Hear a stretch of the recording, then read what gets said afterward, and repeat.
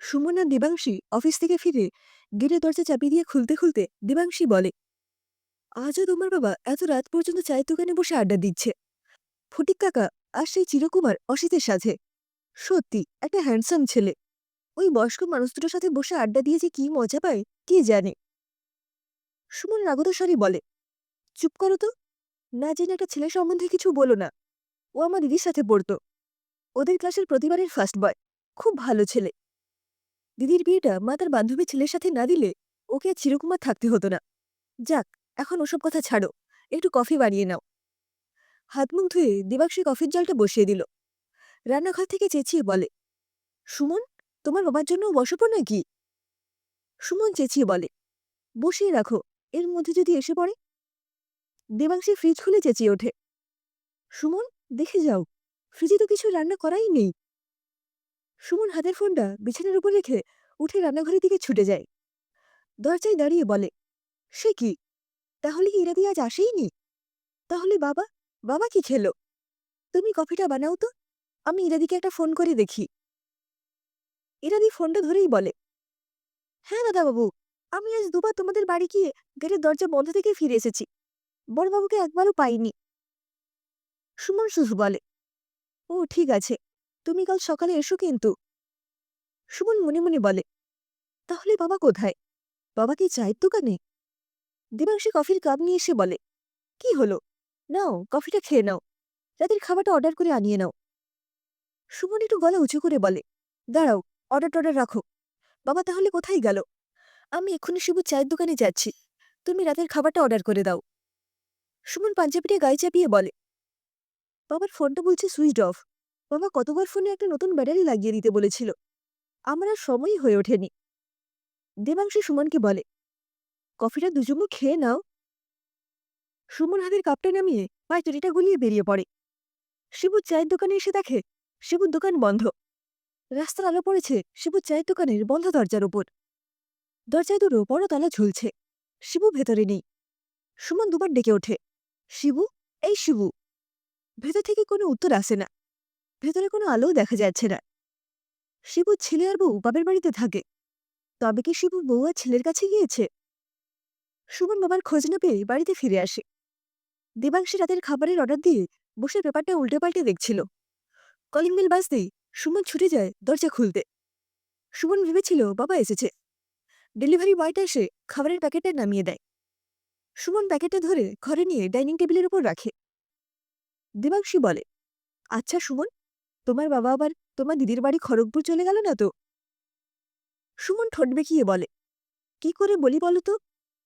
এখন এত রাতে দিদিকে ফোন করলে দিদি অস্থির হয়ে পড়বে। বাবা খড়গপুর গেলে দিদি নিশ্চয়ই ফোন করে জানাতো। আর কোথায় যেতে পারে? এত রাতে বাবা তো বাড়ির বাইরে থাকে না।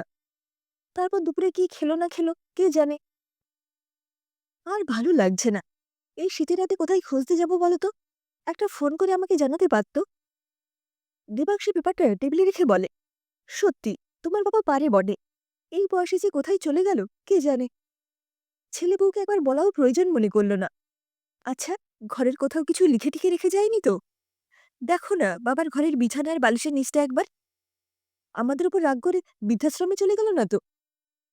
সুমন মাথা ঝাঁকিয়ে বলল, না না, কালকেও বাবার সাথে আমার কথা হলো। বাবা গ্র্যাচুইটির অনেক টাকা পেয়েছে। তাই বাবা এবার বড় করে দিদির জন্মদিন এ বাড়িতেই করবে। সব ব্যবস্থা নিজেই করেছে। আর বাবা কাউকে কিছু না বলে বৃদ্ধাশ্রমে চলে যাবে? এটা হতেই পারে না। দেবাংশী বলে, আচ্ছা, তুমি তো শুধু শিবুর খোঁজ নিলে, বাদ বাকি আর দুজনের কোনো খোঁজ তো নিলে না। সুমন বাবার ঘর থেকে বেরোতে বেরোতে বলে, তুমি কাদের কথা বলছো? দেবাংশী বলে, কেন, তোমার ফটিক কাকাবাবু আর চিরকুমার অসিতের কথা বলছি। তবে তার তো আবার নাইট ডিউটিও থাকে। আমার মনে হয় ওদের বাড়িতে একবার খোঁজ করে দেখো। কোনো খবর না পেলে সামনে থানাতে সেকেন্ড অফিসার দত্ত তো তোমার পরিচিত। ওর সাথে একবার কথা বলে দেখো কি বলে। সুমন পাঞ্জাবির উপর সোয়েটার চাপিয়ে বেরিয়ে পড়ল। রাত প্রায় 10টা। শীতের রাত। রাস্তা প্রায় ফাঁকা হয়ে গেছে। ঘন কুয়াশায় চারদিক ছেয়ে আছে। হেঁটে হেঁটে ফটিকাকার বাড়ির গেটে দরজা খুলতেই নিচের ভাড়াটিয়া মহিলা উঁচু গলায় বলে উঠলে, কে? এত রাতে কাকে চাইছেন? সুমন ভয়ে ভয়ে বলে, আমি সুমন, ফটিক কাকার সাথে দেখা করতে এসেছি। আবছা আলোয় সুমন দেখতে পেল ফটিক কাকা দরজার বাইরে তালা ঝুলছে। তাহলে ফটিক কাকা কোথায় গেলেন? কাছাকাছি তো ফটিক কাকার কোনো আত্মীয় থাকেন বলে তো জানা নেই। তাহলে অসিতার বাড়িতে একবার খোঁজ করলে হতো, কিন্তু অসিতা তো নাইট ডিউটিও থাকতে পারে। তাহলে একবার সেকেন্ড অফিসার দত্তের সাথে দেখা করতেই হবে, যদি উনি কোনো কিছু একটা সুরাহা করতে পারেন। অসিতের দরজা বন্ধ দেখে সুমন পুলিশ স্টেশনে আসতেই সেকেন্ড অফিসার দত্তের সাথে দেখা হয়ে গেল। সব শুনে দত্ত বলল, তোমার বাবার মোবাইল নাম্বারটা কোথায় আছে সেটা একবার ট্রেস করে দেখতে হবে। কিছুক্ষণ পর একটা ফোন আসতেই দত্ত ফোনটা রিসিভ করে বলে, ওনার ফোন নম্বরটা সবশেষে দেখা যাচ্ছে হাওড়া স্টেশনে সকাল 9:10। তোমাদের কোনো আত্মীয় স্বজন কি ওদিকে থাকেন? তাহলে তাদের সাথে একটু যোগাযোগ করে দেখতে পারো। তারপর কাল সকালে না হয় একটা কিছু করা যাবে। সুমন, তোমার ফোন নাম্বারটা দাও তো, কোনো খোঁজ পেলে তোমাকে জানাতে পারবো। সুমন ভয়ে ভয়ে দত্তকে ফোন নাম্বারটা দিতেই দত্ত একটা মিস কল দিয়ে নম্বরটা কনফার্ম করে নিল। সুমন রাস্তায় বেরিয়ে বাড়ির দিকে পা বাড়ালো। বাড়িতে ফিরতেই দেবাংশী সুমনকে জিজ্ঞেস করল, কি গো, বাবার কোনো খবর পেলে? সুমন মুখে কিছু না বলে শুধু মাথা নাড়িয়ে চেয়ারে বসে পড়ে। দেবাংশী খাবার বেড়ে নিয়ে বলে, সুমন, হাতটা ধুয়ে একটু কিছু মুখে দিয়ে নাম। সুমন অনিচ্ছা সত্ত্বেও হাত ধুয়ে খেতে বসল। দেবাংশী খাবার প্লেটে বাড়তে বাড়তে বলে, আচ্ছা, দত্তবাবু কি কিছু বললেন? সুমন খাবার মুখে দিতে দিতে বলে, না, সেরকম কিছু না। ফটিক কাকাকে বাড়িতে পেলাম না। অসিতদার বাড়িতে লাইট জ্বলছে না, তবে অসিতদা ডিউটিতে যেতেই পারেন। তবে একটা ভালো খবর, দত্ত বলল বাবার মোবাইলটা সকাল 9:10 হাওড়ায় ছিল। বাবা দিদির বাড়ি গেল না তো? দেবাংশী খাবার মুখে তুলতে তুলতে বলে, না না, তাহলে দিদি নিশ্চয় ফোন করে আমাদের জানাতো। সুমন 2-3 গাল খেয়ে আর খেতে পারল না, খাবার ছেড়ে উঠে বলল। দেবাংশী থালা গুছাতে গুছাতে বলে, রাত প্রায় 11:30। একবার দিদিকে একটা ফোন করে দেখো না, বাবা ওখানে গিয়ে থাকলে।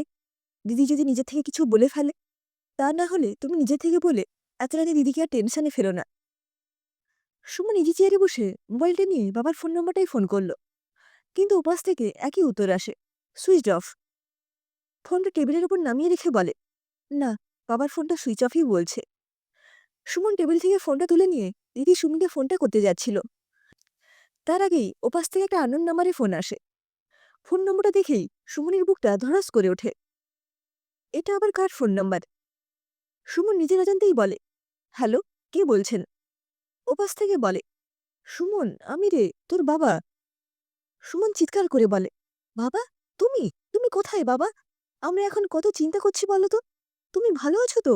এটা কার ফোন নাম্বার? তোমার ফোনটা বন্ধ কেন? ওপাশ থেকে রনেনবাবু বলে, কোনো চিন্তা করিস না বাবা, এই ফোনটা অসিতের। আমার ফোনটায় ব্যাটারিটা নষ্ট হয়ে গেছে। তোকে কতবার বলেছিলাম ফোনটায় চার্জ থাকে না। তারপর বাড়ি থেকে বের হওয়ার সময় চার্জারটা আনতে ভুলে গেছি। আমার মোবাইলে অন্যদের চার্জার লাগছে না, তাই চার্জ দিতে পারছি না রে। তাই মোবাইলটা অফ হয়ে গেছে। তোকে মোবাইলে একটা ব্যাটারি এনে দিতে বলেছিলাম, কিন্তু তোদের তো সময়ই হলো না। তোর বা বৌমার কারোর নম্বরই আমার মুখস্থ নেই, তাই ফোন করতে তোর ফেসবুক থেকে নম্বর জোগাড় করে ওর ফোন থেকে ফোনটা ধরিয়ে দিল। সুমনের ধৈর্য রাখতে পারে না, বলে, আচ্ছা, তুমি এখন কোথায় আছো বলো তো? রনেনবাবু বলেন, আরে কোনো চিন্তা করিস না। আমি, তোর ফটিক কাকা, অসিত আর শিবু আজ সকালে দীঘাতে ঘুরতে এসেছি অসিতের বন্ধুর হোটেলে। রাজারহালে রয়েছি। আমরা এক ঘরে 4 জনে আড্ডা মেরে কাটাচ্ছি, একদম বাড়ির মতো। অসিতকে বলেছিলাম টাকা নেওয়ার জন্য, কিন্তু ও বলল, বন্ধু যদি টাকা নেয় তবে নেবে। আমরা রোববার দুপুরে ফিরে আসব। ট্রেনের ভাড়াও লাগেনি। শিবু খুব আনন্দ পেয়েছে। বেচারা কোনোদিন কোথাও ঘুরতে যায়নি তো, তবে বউ আর ছেলের জন্য ওর মনটা খারাপ লাগছিল। সুমন নিজে চেয়ার ছেড়ে উঠে দাঁড়িয়ে বলে, তুমি তো বাবা আমাদের বলে গেলেই আমাদের এত চিন্তা করতে হতো না। রনেনবাবু বলেন, গত সপ্তাহে তোরা যখন মন্দারমণি থেকে ফিরছিলি, তখন আমরা চায়ের দোকানে বসে বসে প্ল্যান করে ফেলেছিলাম। তবে অসিত কিন্তু রাজি হয়নি আমার এভাবে বাড়িতে কিছু না বলে আসাটা। আমি প্রায় জোর করে ওকে রাজি করাই। তবে বাবা খুব মজা করছি সবাই মিলে সমুদ্রের পাড়ে বসে বসে। বয়সটা যেন কমে গেছে। ছোটবেলায় কোনো সুযোগ হয়নি তো। চাকরি করতে গিয়ে ছুটিছাটা পাইনি। তাছাড়া তখনও তো সুযোগ সুবিধাও ছিল না। তারপর বাবা মাকে দেখাশুনো, সঙ্গে তো দিদি আর তো স্কুল কলেজের মাস্টারদের টাকা জোগাড় করতে করতে কখন যে বয়সটা হয়ে গেল বুঝতেও পারিনি। যখন বুঝতে পারলাম তখন দেখলাম আর সময় নেই। হঠাৎ তোর মাকে হারিয়ে সুখীহারা হয়ে পড়লাম। এখন তোরা দুজনে এত ব্যস্ত থাকিস যে আমাকে তোরা সময়ও দিতে পারিস না। আর তোদের সাথে তো আমি ঘুরতে যেতেও পারি না। তাছাড়া আমার আর ফটিক কাকার তো বয়স হয়ে যাচ্ছে, আর কদিনই বা পারবো। তাই বেরিয়ে পড়লাম তোদের কিছু না বলেই। জানি তো তোদের বললে তোরা না বলতি, বাধা দিতি, তাই তোদের না জানিয়ে চলে এসেছি। ফোনটা যে বেইমানি করবে বুঝতে পারিনি। বৌমাকে চিন্তা করতে মানা করিস, আর সুমিকে কিছু বলিস না। আর কদিনই বা বাঁচবো, তাই এইটুকু আনন্দ করে বাকি জীবনটা কাটাতে চাই বাবা, তোরা রাগ করিস না। সুমন আর কিছু বলতে পারে না, গলার স্বর রুদ্ধ হয়ে আসে, চোখ দুটো ছলছল করে ওঠে। শুধু বলে, তুমি সাবধানে থেকো বাবা, বারবার চা খেও না, সময় মতো খাওয়া দাওয়া করো। দেবাংশী রান্নাঘর থেকে বেরিয়ে বলে, যাক বাবা, একটা চিন্তা থেকে মুক্তি পাওয়া গেল। তুমি দত্তবাবুকে একটা ফোন করে বলে দাও, কারণ উনিও একটা চিন্তা থেকে মুক্তি পাবেন। সুমন ফোনটা হাতে নিতে নিতে বলে, এটা আমাদেরই ভুল। এরপর থেকে আমাদেরও বাবাকে একটু সময় দিতে হবে। দিনের শেষে বাবার সাথে বসে কিছুটা সময় কাটাতে হবে। মা চলে যাওয়ার পর থেকে বাবা একদম একা হয়ে পড়েছে। অনেকদিন যাবৎ বাবার মোবাইল ফোনের ব্যাটারিটা নষ্ট হয়ে গেছে, সেটা কিনে দেওয়ারও সময় আমাদের হয়নি। ব্যাটারিটা কিনে দিলে হয়তো আজ এই ঘটনাটা ঘটতো না। সুমন ল্যাপটপটা খুলে অনলাইনে বাবার জন্য একটা ভালো মোবাইলের অর্ডার দিয়ে রাখল। রূপার বাবাকে একটা সারপ্রাইজ দেওয়া যাবে ভেবে মনটা খুশিতে ভরে উঠল।